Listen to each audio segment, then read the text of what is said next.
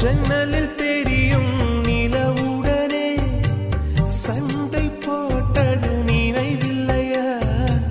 மரம் செடி கொடியிடம் மனசுக்குள் இருப்பதை சொல்லியது நினைவில்லையா? 80 பக்கம் உள்ள புத்தகம் எங்கும் கவிதை எழுதிய நினைவில்லையா? எழுதும் கவிதையை எவர் கண்ணும் காணும் முன்பு கிழித்தது நினைவில்லையா? ஓ இரவில் இரவில் கனவில்லையா?